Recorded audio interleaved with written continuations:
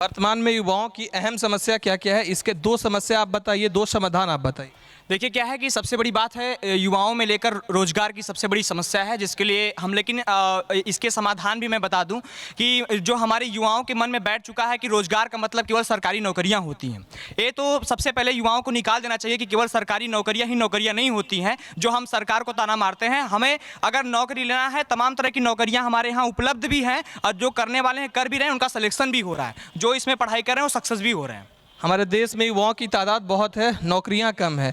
अगर वैसे में आपको शिक्षा मंत्रालय या कहीं पे आपको जगह दिया जाए तो आप क्या करेंगे कि युवाओं खुद से रोजगार जनरेट कर पाए? देखिए सबसे पहली बात तो जो हमारे इंफ्रास्ट्रक्चर बुनियादी इंफ्रास्ट्रक्चर है इसमें बदलाव करना पड़ेगा कि जैसे जो परंपरागत ढांचे पे हमारी सरकार जो चली आ रही थी कि मतलब या तो शिक्षा पद्धतियां थी कि जैसे कक्षा 1 का विद्यार्थी है तो उसके बाद 2 पढ़ना होता था, 3 पढ़ना होता था। तो इस पर जो हमारी बुनियादी शिक्षा है पहले इसको बदलाव करना जरूरी है कि जैसे भैया ने बताया कि वास्को डी गामा ने भारत खोजा, तो क्या भारत खोया हुआ था, क्या उसको खोजा जा रहा है? शिक्षा व्यवस्था के ढांचे को बदलने की जरूरत है। चलिए, आपका क्या नाम है सर? मेरा नाम विवेकानंद सिंह उर्फ बाबुल है और मैं परास्नातक रहा हूँ यहाँ से और लॉ ग्रेजुएट हूँ। अगर हम देश को प्रगति की ओर ले जाना चाहे तो उसमें युवाओं का शिक्षा का कितना योगदान होना चाहिए? क्या समस्या आ रही है, उसका समाधान कैसे निकाले, ये आप हमसे बताइए। देखिए, युवाओं का प्रमुख योगदान रहा है पूरे मानवीय इतिहास क्रम में। आप जब देखेंगे तो युवाओं ने ही सदैव समाज का निर्माण किया है। विशेषतः अगर हिंदुस्तान की आज बात करें हम, तो हम पाते हैं कि हिंदुस्तान की 65% आबादी आज युवाओं की है। तो युवाओं पे काफ़ी दरमदार है। युवाओं को भ्रमित करके ही ये सरकार, केंद्र की भी और प्रदेश की सरकार आज सत्ता में आई है। इसने 2 करोड़ रोजगार हर साल देने की बात कही थी। तमाम ऐसे लफाजियाँ उन्होंने कही। समाधान क्या होना चाहिए सर? थोड़ा सा इस पर प्रकाश डाल लेते हैं, क्योंकि हर साल 2 करोड़ रोजगार देने की बात कही गई थी। उत्तर प्रदेश के अंदर 70 लाख रोजगार देने की बात कही गई थी। वहीं लगातार रोजगार में कटौती की गई है, नौकरियों में कटौती की गई। युवाओं को कैसे देखते हैं? हमारे देश में युवाओं की कितनी भागीदारी होनी चाहिए राजनीति में? हमारे देश की युवाओं की राजनीति में पूरी भागीदारी होनी चाहिए। हमारे देश का 65% जो हिस्सा है वो युवाओं का है। ये देश युवाओं से चलता है, तो युवाओं को ज़्यादा से ज़्यादा राजनीति में इंटरेस्ट लेना चाहिए, क्योंकि उनकी हर चीज़, उनके बचपन की पैदाइश से लेकर उनकी मृत्यु तक सब कुछ राजनीति से जुड़ा हुआ है। अगर वो राजनीति में भाग नहीं लेंगे तो वो पीछे रह जाएंगे। जैसा कि आप देख रहे हैं कि आज हमारे देश को आज़ाद हुए कितने दिन, लेकिन युवाओं की क्या स्थिति है, आज भी उन्हें दर दर भटकना पड़ता है। शिक्षा जैसी चीज़ जो मुफ्त होनी चाहिए, सरकारों को उनकी संपूर्ण शिक्षा सभी युवाओं को मुफ्त में देना चाहिए। शिक्षा में सुधार की बात होती है तो आप शिक्षा में सुधार के 2 समाधान बताइए। अगर आप समाधान की बात करते हैं तो सर्वप्रथम पहले तो आपको रिजर्वेशन का जो सिस्टम है on the basis of caste, उसको हटा दीजिए, आप उसको इकोनॉमिक बेसिस पे कर दीजिए। दूसरी बात, आपको सभी छात्रों को एक मानक पे लाने के लिए सबको मुफ्त शिक्षा देनी पड़ेगी, और मुफ्त शिक्षा से सरकारें लगातार भाग रही हैं। शिक्षा को सस्ती करने की जरूरत है। चलिए, आपका क्या नाम है सर? अखिलेश यादव, छात्र संघ उपाध्यक्ष, इलाहाबाद विश्वविद्यालय इलाहाबाद। अभी हमारे वर्तमान में देश की 2 अहम समस्या क्या है, उसका समाधान क्या होना चाहिए आपके नज़र में, क्या ये बताइए। देखिए, एक तो जो रोज़गार है बहुत बड़ा मसला है, और यूथ को पॉलिटिक्स में आने की बात आपने की, तो हम देखेंगे कि लगभग प्रत्येक जो विश्वविद्यालय हैं जहाँ से कि छात्र नेता निकल करके आते थे और जा कर के मुख्य राजनीति में प्रतिभाग करते थे। वर्तमान समय में जितने भी विश्वविद्यालय हैं वहाँ पर यूनियन बंद है। इस वजह से जो यूथ के जो नए नए लीडर्स हैं, यूनियन को फिर से रीस्टार्ट करने की जरूरत है। यूनियन को रीस्टार्ट करने की ज़रूरत है। और दूसरा जो महत्वपूर्ण मुद्दा है, जो हम शिक्षा को लेकर के बात किए, एक जवाहर नवोदय विद्यालय जो कि राजीव गांधी जी ने खोला था, लगभग ग्रामीण परिवेश के भी छात्रों के लिए, चाहे वह बैकवर्ड स्थानों से आते हों चाहे पिछड़े स्थानों से आते हों, उन सभी के लिए खोला था। आज आप देखेंगे कि जो उनका एक मॉडल था, आज पूरे देश में आप देखें, पूरे देश ही नहीं पूरे विदेशों में भी नवोदय विद्यालय के छात्र आईएएस लेवल पर और विदेशों में अन्य बड़े बड़े पदों पर कार्य कर।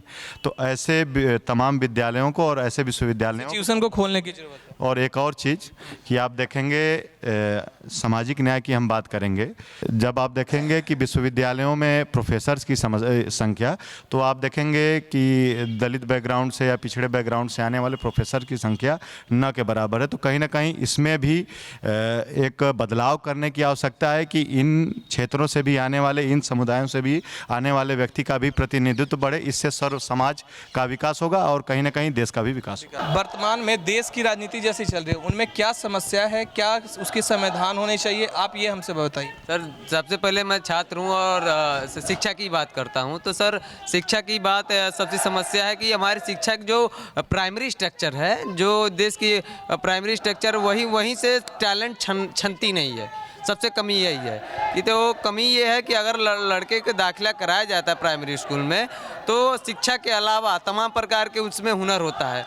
अगर आपको शिक्षा में एक अहम स्थान दिया जाए तो आप इसमें क्या सुधार करना चाहेंगे? सुधार की पहले समस्या बता रहा हूँ, उसके बाद मैं सुधार। समय का अभाव है, सबके पास एक मिनट दूंगा, मैं सबके पास जाऊंगा, सबके विचारों को लूंगा, इसलिए संक्षिप्त में आप बताएं। संक्षिप्त में तो मतलब यही कहूँगा कि जो टैलेंट शुरू से ही जो टैलेंट युवा प्राइमरी से ही जाते हैं उनके अंदर तमाम प्रकार के शुरुआत में छनना चालू हो जाते हैं, जैसे सिंगिंग हो गया, गायन हो गया, क्रिकेट हो गया, वॉलीबॉल में खेल से लेके तमाम सुविधाएं स्पीच के लिए है। तो वहाँ से उस बॉडी को बेंड कर लिया जाएगा, छान लिया जाएगा और मतलब शुरुआत से ही बच्चों को अपना हुनर देख लेना चाहिए। शुरुआत से चाहे साइंस के क्षेत्र में हो चाहे किसी क्षेत्र, वहीं से उनको बाद उनको उसी क्षेत्र में ढकेलना चाहिए। बहुत बहुत बहुत धन्यवाद सर। पहले जैसे हमारी प्राइमरी शिक्षा है सर, तो उसमें सर क्या होता है, प्राइमरी शिक्षा में नर्सरी खुल जाते हैं, जो बड़े घर के लोग होते हैं अपने बच्चों को प्राइमरी की बजाय नर्सरी में भेज देते हैं। तो पहले हमारा मूल उद्देश्य ये होगा कि जो गरीब का बच्चा है, जो हमारा प्राइमरी एजुकेशन है, हम उसको ऐसा डेवलप करें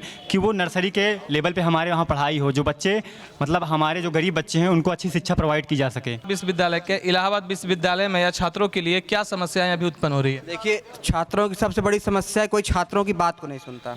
अगर हम छात्रों की बात करेंगे तो हमारे पर मुकदमे हो जाएंगे, अगर हम छात्रावास फीस माफ़ी की बात करेंगे तो हमारे पर मुकदमे हो जाएंगे। आपको सभी छात्रों को एक मानक पे लाने के लिए सबको मुफ्त शिक्षा देनी पड़ेगी, और मुफ्त शिक्षा ऐसी सरकारें लगातार भाग रही हैं, छात्रों की स्टाइपेंड कम की जा रही है, लगातार सरकारी इंस्टीट्यूशंस में फीसों में वृद्धि हो रही है लगातार। तो अगर आप शिक्षा के स्तर को छात्रों के बीच में बढ़ाना चाहते हैं तो आपको उन्हें प्लेटफॉर्म देना होगा। यहाँ तो सरकार छीनने का काम कर रही है।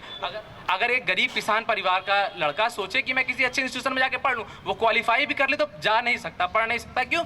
क्योंकि आजकल सेमेस्टर्स की फीस तक गवर्नमेंट इंस्टीट्यूशन में मोर देन 65,000 हो। शिक्षा को सस्ती करने की जरूरत है। समस्या एक तो केंद्र की सरकार है और एक वर्तमान की उत्तर प्रदेश सरकार, ये दोनों सरकारें देश की दो समस्याएं हैं और इसका समाधान सिर्फ यही है कि इन दोनों सरकारों को और इस विचारधारा को इस देश से उखाड़ के फेंक दीजिए। भारतीय जनता पार्टी की विचारधारा, आरएसएस की विचारधारा और इनके जैसे लोग जो राइट विंग की विचारधारा है, ये देश की समस्या है और इस देश की समस्या, इसका समाधान सिर्फ इतना है कि इस राइट विंग की विचारधारा को और इससे जुड़े सरकार को उखाड़ के बाहर फेंक दीजिए। ये समस्या का समाधान है। एक मिनट बहुत बहुत। आपका क्या नाम है सर? मेरा नाम संदीप द्विवेदी है, मैं यहीं पर रिसर्च स्कॉलर हूँ। और हमारी बात यह है कि 1947 में भारत देश आज़ाद हुआ और 1948 में पूर्ण स्वतंत्रता चाइना को मिला। ये कांग्रेस की गवर्नमेंट 50 साल शासन किया, चाइना कहाँ से कहाँ पहुँच गया वैज्ञानिक क्षेत्र में।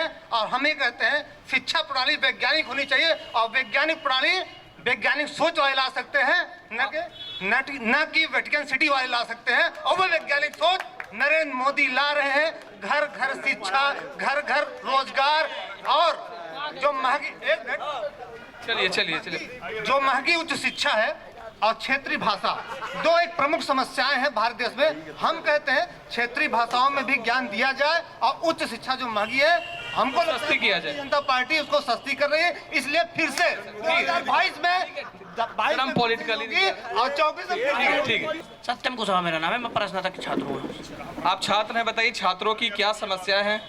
छात्रों की समस्या है शिक्षा और रोजगार।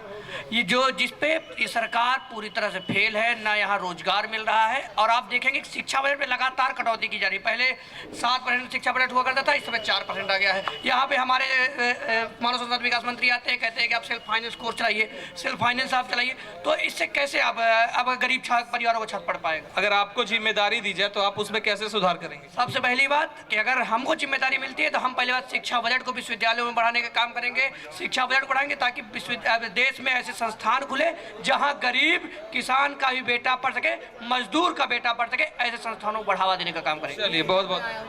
क्या नाम है सर आपका? मेरा नाम मोहम्मद मसूद अंसारी, मैं यहाँ पर विधि स्नातक के छात्र हूँ। आप छात्र हैं, बताइए छात्रों की क्या समस्या है वर्तमान की राजनीति में? आपने कहा कि छात्रों को राजनीति में आना चाहिए कि नहीं आना चाहिए, तो मैं बता देना चाहता हूं कि लोहिया जी ने कहा था अगर छात्र राजनीति नहीं करेगा तो वर्तमान की सरकार के राजनीति के ताबे हो जाएगा। क्योंकि छात्र का मतलब ये होता है कि वो लगातार किसी भी जो भी समाज के अंदर अराजकता जो भी हो उस पर मुखर होकर के बोलना। और शहीद आजम भगत सिंह अगर आप कोट लेंगे तो उन्होंने कहा था कि लड़ो पढ़ाई करने को, पढ़ो समाज बदलने को। तो उन सब तमाम चीज़ों को लेकर के हमें समाज में आगे बढ़ना चाहिए। अगर आपको प्रतिनिधित्व दिया जाए तो समाज बदलने में आपका योगदान कैसे होगा? देखिए, समाज बदलने में तो मतलब उस तरह का राजनीतिक तौर पे जिस प्रकार से भी वर्तमान की जो राजनीति चल रही है, हमें और आपको धर्म के नाम पर, जाति के नाम पर लगातार भड़काया जा रहा है, तो उन तमाम चीज़ों को हटा करके एक अच्छी सोच, एक वैज्ञानिक सोच के साथ हमको हमारे देश को आगे बढ़ना और डेवलप करना पड़ेगा। शिक्षा को सस्ती किया जाए, यही कहना चाहते हैं आप? चलिए। रोजगार की समस्या बहुत व्यापक है। पूरे इलाहाबाद में पूरे पूर्वांचल का छात्र आता है, रहता है। ये तो हो गई पूरे छात्र समुदाय की समस्या। और इलाहाबाद विश्वविद्यालय की समस्या ये है कि यहाँ जो है शिक्षा तो तब होगी जब पहले बेसिक चीज़ें पूरी हो। रहने की व्यवस्था, यहाँ छात्रावासों में फीस महंगी की जा रही है। इस सत्र में सुनने में आ रहा है बजट कट हुआ है तो विश्वविद्यालय की एकेडमिक फीस भी महंगी होगी। तो सबसे पहले तो सबको सस्ती और सुलभ शिक्षा मिले, इसके लिए बजट बढ़ाया जाए और बजट बढ़ाया जाए ताकि छात्रों को इसका समस्याओं का निदान। इसके अलावा जो आप कह रहे हैं कि समस्या मानव पूंजी में निवेश से मानव अपने आप उत्पादक बनेगा, और मानव पूंजी में निवेश का सबसे बड़ा माध्यम है स्वास्थ्य और शिक्षा में निवेश करना। के बीच जा रहा है, उनकी बातों को सुन रहा है, उठा रहा है और देश में एक प्रगतिशील सोच की विचारधारा को आगे बढ़ा रहा है। ऐसा ही आईपा के साथ बने रहिए। धन्यवाद।